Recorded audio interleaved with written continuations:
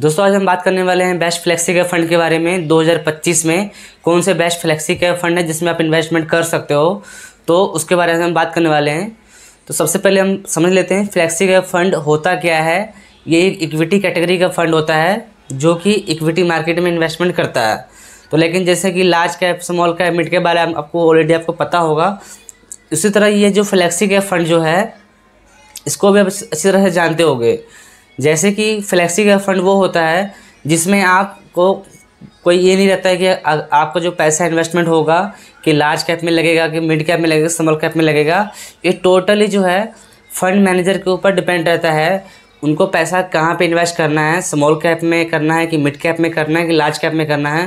क्योंकि flexi cap का मतलब यही है, जो फंड मैनेजर को है फ्लेक्सिबिलिटी पूरी रहती है, जहाँ पे चाहे वहाँ पैसा इन्वेस्ट कर सकें और आपको ज़्यादा से ज़्यादा रिटर्न निकाल के दे सकें कम रिस्क के साथ।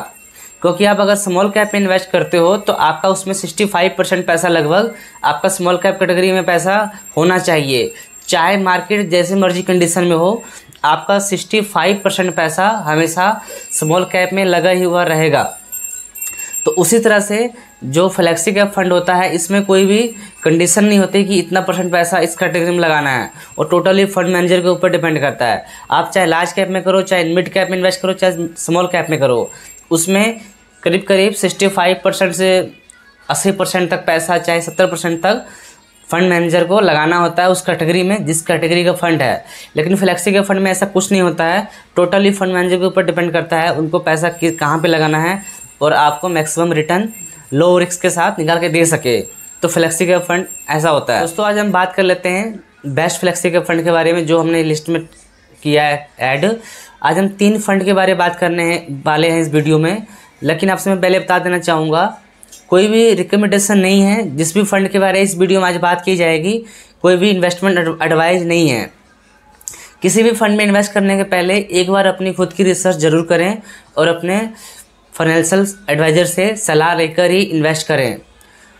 और ऐसा भी नहीं है कि जिस फंड के बारे में हम वीडियो में बात करने वाले हैं वही सबसे अच्छे फंड है और जिसके बारे में हमने बात नहीं किया है वो ख़राब फंड है। ऐसा कुछ नहीं है, बस एक एजुकेशन पर्पज़ से बनाया गया वीडियो है। और जो फंड के बारे में बात किया जाएगा वीडियो में काफ़ी अच्छे फंड हैं, वो भी हो सकता है आपके पोर्टफोलियो में पहले से ही हो। तो इसको आप वीडियो को पूरा डिटेल में देखें अंत तक।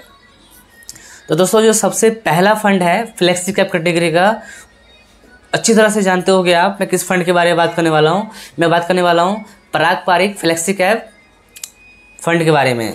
अगर हम इस फंड का पिछले 1 साल का रिटर्न का बात करें तो करीब करीब 15% का रिटर्न दिया है पिछले 1 सालों में।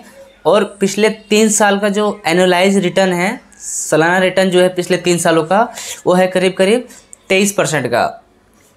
और जो 5 साल में जो रिटर्न दिया है इस फंड ने, एनुअलाइज रिटर्न जो है फंड का, वो है करीब करीब 27% का रिटर्न दिया है पिछले 5 सालों में। तो ये जो 27% रिटर्न आपको बता रहा हूँ मैं, ये एब्सोल्यूट रिटर्न नहीं है, ये टोटल रिटर्न नहीं बता रहा हूँ, इस सालाना रिटर्न है पिछले 5 सालों का।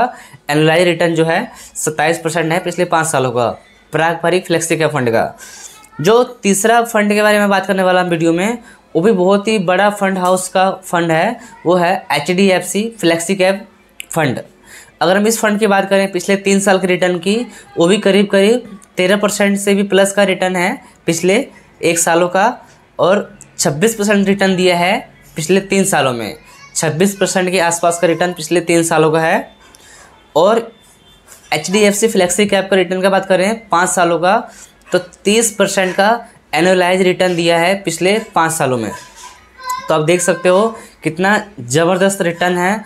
और करीब करीब उतना रिस्क भी नहीं होता है फंड में, जैसे कि आप स्मॉल कैप में इन्वेस्ट करते हो, मिड कैप में करते हो, उनसे कम रिस्क होता है इसमें। और रिटर्न जो है आप देख सकते हो 30% का रिटर्न है पिछले 5 सालों का। तीसरे फंड की अगर हम बात करें इस लिस्ट की, तो वो है Motilal Oswal flexi cap fund, जिसका रिटर्न की बात करें पिछले 3 सालों में, 1 सालों में वो 17% का है। और पिछले 3 साल का रिटर्न जो है इस फंड का वो है 27% का। और पिछले 5 साल का रिटर्न जो है वो 23% का रिटर्न है पिछले 5 सालों में। तो दोस्तों आप देख सकते हो तीनों फंड के रिटर्न कितने अच्छे हैं। और ऐसा नहीं है कि जिस फंड के बारे में मैंने पहले बात किया है और चाहे जिसके बारे में मैंने बाद में बात किया वो नंबर वाइज मैंने कोई इसमें नहीं देखा है। जो भी फंड में इन्वेस्ट करो सभी के सभी अच्छे फंड हैं, और आप अपना रिसर्च ज़रूर करो किसी फंड में इन्वेस्ट करने के पहले। और एक बात, किसी भी फंड में इन्वेस्ट करते हो आप, अगर अपना इन्वेस्टमेंट पोर्टफोलियो बनाते हो, म्यूचुअल फंड पोर्टफोलियो, तो किसी भी एक फंड में इन्वेस्ट ना करें। मिनिमम 3 फंड में इन्वेस्ट आपको करना चाहिए। मैक्सिमम आप 5 फंड में कर सकते हो, अगर आपको अच्छा खासा पोर्टफोलियो बनाना है जिसमें ओवरलैप ना करता हो। बाकी करने वाले तो इन्वेस्टमेंट 10-10 फंड में भी इन्वेस्ट करते हैं, वो एक अलग मैटर है। लेकिन मिनिमम आपको 3 से 2 फंड में इन्वेस्ट करना चाहिए। अब 5 में भी कर सकते हो अगर आपका पोर्टफोलियो साइज बड़ा है, अगर आप ज़्यादा अमाउंट का SIP करते हो तो दोस्तों उम्मीद है आपको वीडियो अच्छा लगा होगा। अगर आपको वीडियो अच्छा लगा है तो वीडियो को लाइक करके चैनल सब्सक्राइब जरूर करें। मिलते हैं किसी अगले वीडियो में, तब तक के लिए नमस्कार।